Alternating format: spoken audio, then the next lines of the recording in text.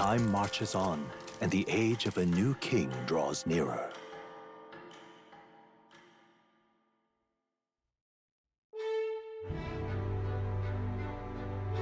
Good morning, ladies and gents. The name's Grimm, and today in Metaphor Refantazio, The deadline is... we're having breakfast. It'll be a few days until the road to Browhaven's restored. Why don't we make ourselves useful and see if anyone needs our help until then? An excellent suggestion. The city's residents still face manifold problems. If we were to lend a hand, then we stand to gain by improving our reputation as well. True. We could also supplement our funds by taking on a simple bounty or two. Perhaps we should see what's available. Well then, let's make the most of our time available to us. It's up to you what we do next, Alexander. Honestly, today and tomorrow I don't want to fight because we have some candidates to argue against in the evening. And you know me, I love to argue. I mean, I'd sort of do. Alright then. It's raining! I hear a voice. I want to talk to Mister. I miss him. Maria comes to mind. Maybe I should go talk with her. What? I love the rain. Also, by the way, it seems that this Bardon seems to want to chat with us after we took down Lady Joanna and Morris. Ugh. I know we got eaten by the monster at the end, but like, Well,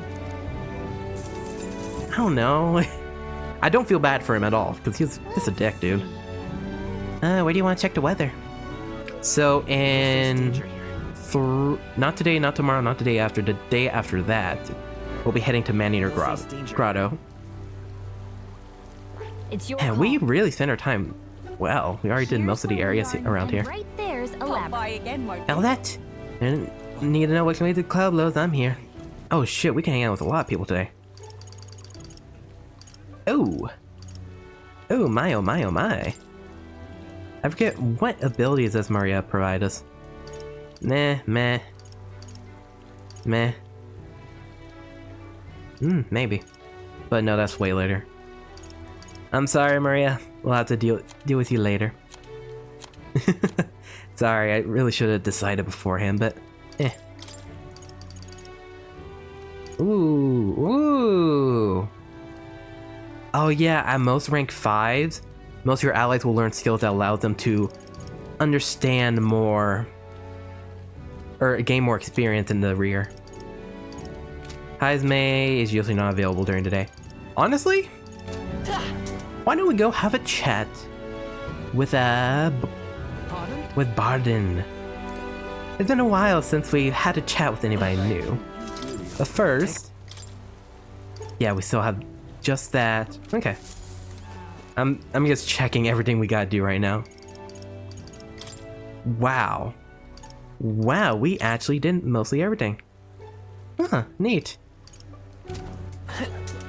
Yeah, like just chat with Boris. Bardon right now. Hello there, what are you up to? City's returned to his lively self, but were not for all of you thinking back, I do remember Lady Joanna disappearing at times. But I had not the slightest doubt about her then. I believe every word Joanna and Morris had to say, and I carried on without a care in the world. In some ways, the situation has shined a light upon me, my own weakness, and not make the same mistake twice. The truth is... I'd love to speak with you if possible. I hope to make some time for me. Of course. Really did help us during the dungeon. Thank you, I owe you. I just need your opinion on something.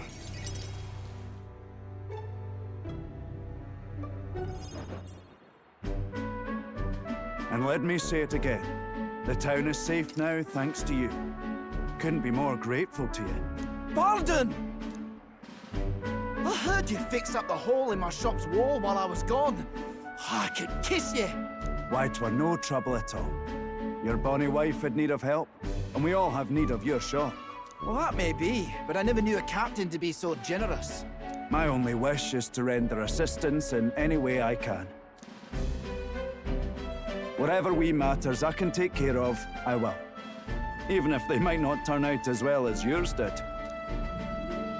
What the hell? You bumped into me? Well, who could avoid those massive ears, you damn Rousant? Looks like I need to go keep a brawl at bay. Hey, listen, both of you. Enough already. Sorry about that. Right tragedy for the town hero to see something so disgraceful. Is everything alright? I'm not bothered, but are you? Oh, my skin ain't that thin yet. It's just... that kind of manky scene has been more common lately. Neighbours coming to blows. Good lads fighting. Whole town is right anxious. And that's what I wanted to discuss with you. I'm curious about you and your pals. You're all of different tribes, eh? Even got highs made to join up with you. How exactly did you get so many different people to come together as one? We have a shared vision. We have a shared vision. One which will benefit everyone. To be honest, it's probably not... nothing's gonna happen, but it's not a good idea to say, oh, we have a common enemy. That answer's befitting of you. So that's what brought you all together. And you're the idealistic leader. So it is. What we need here is a leader everyone acknowledges. We need a new system where the people themselves govern the town. Sounds like a fine idea. I think that sounds like a fine idea. I'm much assured by your words. Thanks for being so accommodating. If you can manage it, would you help me out again sometime? With your consult, I know this town will keep getting better. How can I I'd be refuse? happy to help. Oh, that would be a great help. Thank you. With your support, I'll be sure to make this town a nicer place to live. I can feel Bardon's profound love for the town, as well as his faith in me. The Honorable Guardsman, Bardon. Within him dwells the virtue of the Commander. Nurture thy bond with him, and a new power yet slumbering within thee may awaken.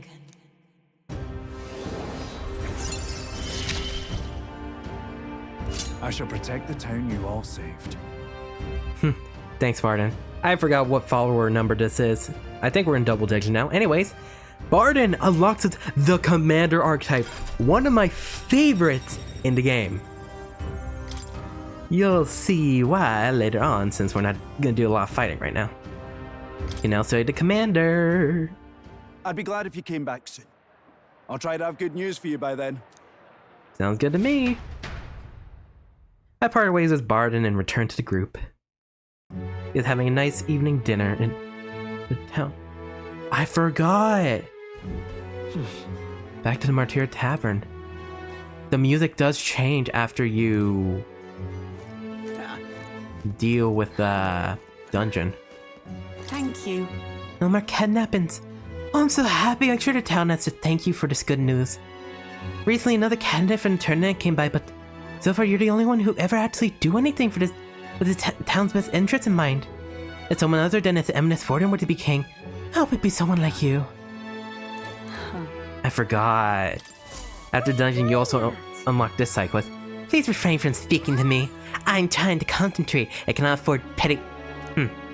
Well. An elder with a fairy companion. You must be the fool who thinks he can divide his tribe's legacy and take the throne. What? Thanks? I take you don't sugarcoat anything. Who are you exactly? A fine question. I'm a chef who served His Royal Majesty, otherwise known as the Queen of Cuisine. Whoa. That's quite the title. Though you must have some serious skill to make food for royalty. I take it you don't work there anymore? I do not. If I could choose a king to serve, I want a true gourmet with a refined palate. But by the looks of you, I'm sure your taste might be pedestrian. Hey, rude! For your information, we collect a lot of our ingredients, and we got pretty good in the kitchen. Hey? Gallico, we haven't cooked once. I mean, we have. Back in the Honeybee Inn. Indeed. I wondered if you can make a dish to satisfy me. I aim to cook something to raise the sunken spirit of the town, so I would appreciate a dish I could use for inspiration in my own cooking. If that doesn't read an appropriate reward, I'll add in some of my high-quality ingredients as well. I'm simply not looking for a dish that tastes good. I need a creation that helps revitalize this town's very spirit. For example, a dish that uses local delicacies. A dish that's easy on the stomach and rises like one's spirit after a taste. Is that too much of a challenge for you? I'll do it. Lovely that. Such confidence! Perhaps you are capable of surprising me. If your cooking proved worthy, I dare say I might actively support your candidacy. Okay. A dish using local specialties. How about mellow milk? That easy food she mentioned? Does she mean something soft and fluffy? Maybe we should start with dishes that call for milk. Let's give it a shot. Quest start, the Queen of Cuisine, heart. I need to prepare food that will satisfy the requester. The key is bringing cheer back to the people of Martira is apparently mellow milk. She'll give us a limp goldfish and brocaded koi and 5,000 reeve. Yeah. Sounds tough, but if we pull it off, we'll get a reward and a new supporter. It's like a dish she'll be raving about for days. I forgot, did she have a deadline for that? What? Oh. Oh yeah, no deadline, nothing has a deadline, cool. Oh boy. And we have no new intel. Perfect. How are you feeling, Hulkenberg? What are you snacking on? Bah, the Heisme. Mature in most respects, yes, but he has the pickiness of a child. The other day I made recommendation of a sumptuous Martinian delicacy. He insisted that he would never, ever eat bugs. It's lost, really. The Heisme as a fushy child, sometimes. I wouldn't eat bugs either. Ugh. Alright, before we start arguing, ladies and gents, we do have to move on to the archetype of the day. Since last time I wanted to cover the warrior, why don't we do that today? Would you look at this? Yes, yes. Ooh, look, Commander. We'll talk about him like a week from now. Anyways, if you look at this stack of books, or I guess shelf of books, this looks like research documents for the warrior archetype. In times of yore, there lived heroes who sought nothing less than the perfection with the sword. Their soul together formed the power of the warrior. Among them, the adept who slay hordes I dubbed the sword masters, and the elite disciple of the blade I dubbed the samurai. The warrior archetype imparts peerless skill with the sword. It devotes being on the front lines, punishing their foes with brutal slashing swings. But the sword's purpose is ultimately as a weapon, and it is not weapons alone that decide a battle's victor. Let not any warrior forget this truth. Got a sec? So this archetype has really good attack and defense, but their value comes from attacking in the front line, but they're not very versatile beyond the sword. That's right, so basically all it's good for is basically attacking. That is why I focus heavily on on Brawler early on with Stroll, so we could get Battle Cry, so that he could boost himself in the back and then run up front and maul and destroy everything. Other than that, in pieces of media, warriors are seen mainly parts of the male psyche that try to protect people, etc., etc. But they can also be seen as anybody with a lot of discipline and courage. It can be a healthy way of expressing masculinity, but it can also be negative through imbalance and immaturity. We actually see this at times with Stroll, where his impatientness and his lack, I wouldn't say emotional maturity, but his lack of containing his emotions at times due to him being a Clamar. We see the negatives and the drawbacks it causes us, especially during battles. So, let's actually move on to what the warrior is stat-wise. Its base stats at rank 1 is Strength +2, Magic -2, Endurance 2, Agility 1, and Luck 2. So all around, if you're just focusing on attacking physically, fucking fantastic. It's great all around, but anything using magic is a bit of a drawback, and it's definitely gonna be a bit weaker compared to using literally any other archetype, especially if the character doesn't focus on magic as much. Stroll can be a decent magic wielder, but there's a few characters lacking that. If you put this on them and try to use magic, it's gonna do no damage. Anyways, at max rank, the warrior provides the user 8 points of strength, -2 to magic, that doesn't change at all, but 8 points to endurance, and 5 to luck and agility. All around, this is just a fantastic set of stats to use. If you're trying to focus on anything physically at all, and then use some inheritance move for maybe some strike or pierce damage as well, this is just one of the best attackers. Like, one of the most reliable physical attackers in the game, and it's the second archetype you get. It's just amazing. Alright, now for resistances and weaknesses. All you really need to know is that it resists fire. You could say it's the passionate fire they have to devote themselves to the sword. But they're also weak to wind. I don't know why. I can't really think of a good reason for it. Maybe they're just not as carefree? I don't know. And the hero skill when you equip to Alexander is Barge Pass. Being hit in the overworld will not trigger enemy advantage, so you will not be ambushed if you're hit in the overworld by an enemy equal to or above your level. Honestly, fantastic skill, especially since with the warriors, their swings are much slower, so it's much easier to get hit and it's harder to dodge during the swing, so there's a lot more time to wait before you can dodge out of the way. So even on Alexander, it's fantastic. Alright, let's move on to the actual moves. At level 1, if you unlock the Warrior Archetype, it automatically has Diagonal Slash. It does weak slash damage to one enemy. Pretty good. Cheap as well, with for only 5 MP, I believe only one more than most weak elemental magic. So if you're just looking for a cheap physical skill or just something to focus on slashing the enemy that somehow has a slash weakness, and yeah, pretty decent move. At level 3, they learned the passive Heat Up. Oh my god, it's such a good skill. It raises all physical skills by 10%, not just slash, all physical. And this stacks when other archetypes of same lineage are in the party. So if you have a party of all warriors, you'll get a 40% buff to all physical damage, and this does not include other buff skills that buff specific physical skills like strike or pierce, etc. It's just a good ass passive. At level 8, the warrior learns Slicer. It does weak slash damage 2 to 4 times to one enemy. It can be an alright move. It's a bit pricey, to be honest, at 12 MP.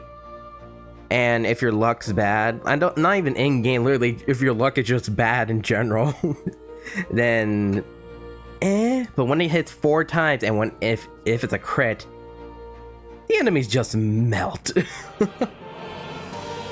At level 13, they learn Critical Strike, a low hit rate physical slash move. However, all hits with it deal critical damage. I don't like moves like this, I'm sorry. Look, I've met like one person who likes these moves because he's just insanely lucky, but me? Whether it's SMT, Persona, Metaphor, any of these Atlas games with low hit rate moves, they don't fucking hit. Even with like, oh, but you could raise your attack or accuracy and evasion, lower the enemies, but that's so much work when I could just use Slice or Diagonal Slash, you know what I mean? If you can figure a way around the low hit rate, then yeah, always having crits is great since it only has the turn icon, but other than that,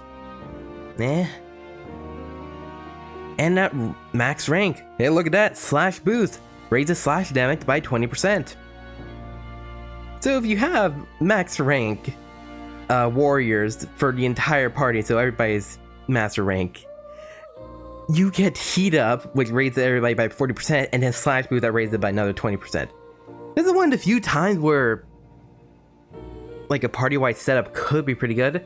However, it's still very limiting since you can only do slash damage, so if the enemy resists, nullifies, or repels, which becomes more common later in game, yeah, you're screwed. There's inheriting moves, but then again, you can't do magical skills because you'll be a lot weaker with them because of the -2 in magic, so basically be careful. But if you know how to use the warrior, you can make it busted as well, especially with the synthesis skills. Oh boy, you probably saw in the previous few episodes the Swordmaster's synthesis skills are great, but let's see what they have as just a normal warrior. So the first one is Round Slash, weak physical damage to all enemies. Great early game, when that can basically just wipe out an entire enemy force with just one move. It needs either the knight, healer, or commander lineages in the party. Honestly, very easy to do. They all combo with the knight very well. Bamboo Splitter, heavy physical slash damage to one enemy. This adds a turn icon on a killing blow. So if you're dealing with a lot tougher enemies and one has just a smidgen of health left, if you use this on them, you definitely knock them out, but also you get another turn icon. That's great. I forget if it's a half icon or full icon, but hey, an extra turn is an extra turn. This move requires either the Warrior, Brawler, or Berserker lineages. Again, I'll combo great with it, especially the Warrior. Hey, look, 20% boost of damage with heat up with another Warrior in the party. And finally, the last synthesis move for the base Warrior is Peerless Stone Cleaver. Basically, it gives a better Bamboo Splitter. It deals severe slash damage to one enemy and adds one turn icon to a killing blow. However, because this is a base Warrior, it needs two specific party members to be able to utilize the skill. The first party member has to have either a Warrior, Thief, or Masked Dancer on, and the second requirement needs another Warrior, Brawler, or Berserker on. Again, hey, look, you could do just 3 Warriors and just spam slash moves like crazy. Again, be careful with it, but still, the synthesis skills kind of incentivize that, plus with the heat up and slash boost, it just... Warrior's just great. It's what I'm trying to say. Whether you're pairing it with a bunch of different archetypes to combo well together, or just a party of warriors to abuse being able to spam slash moves, it's just a fantastic archetype, even at the base rank. Now, and plus, it's super cheap. Its initial Magla cost is only 500, where most in the game it's over 1,000. So it's super cheap even early on, and at the max level bonus, it grants a user +2 to strength permanently. The warrior is basically most people's favorite archetype in the game. It's so reliable. The knight is the most reliable defensive wipe, but the warrior can almost always dish out damage as long as nothing resists, nullifies, or repels slash. Again, if you can't slash it, the warrior's basically useless. God, it was mostly a mainstay for my party. Hell, Stroll was in my first playthrough. He was just so good alongside a warrior. Lovely. So, unfortunately, I double checked, but for some reason I don't have anybody to argue with today. That's actually pretty unfortunate. So instead, let's go back over to, I already forgot this area's name, back to the fountain in Thoroughfare Square. How do I keep forgetting this name? It literally rhymes, it's so easy to remember. So for today, or for the evening, we'll actually be talking to this lovely old rogue over here. Do you care to hear a folktale about our tribe? Listen well and I'll tell you a story of the Thief King and the Elder's Bread. It's a tale as warm as fresh baked bread, dearie. Would you like me to tell it to you? Ooh, that sounds like a nice story. Maybe it'll give us the warm fuzzies. If I listen to her, I think I'll improve my imagination. What do you want to do? Well, do you want to listen to her story? Hell yeah, this sounds lovely. And after all the monstrosity we've had to deal with the last few days, this is gonna be a breath of fresh air. Well, that makes me rather nostalgic. Once upon a time. Don't worry, she's gonna bring you inside and tell you a story. Did she actually give you bread? That'll be kind of funny. Long ago. Ah, nah. A gift arrived in a faraway village. There was a box, and inside this box were 8 delicious-looking loaves of bread. 8 people gathered around it, each belonging to a different tribe. Rhoag, Rhoag, Clamar, Ujiv, Mustari, Nydia, Peripus, and Ishkia. After that. A Ujiv lad jumped up and down with excitement and said, "We can share them, that way we all get to have one." Assistant! But the Rhoag man shook his head. "Why would a Ujiv like you need a whole loaf? I need a larger portion," he said. The old rogue woman spoke, saying, You must respect your elders. The Kalmar scoffed at this.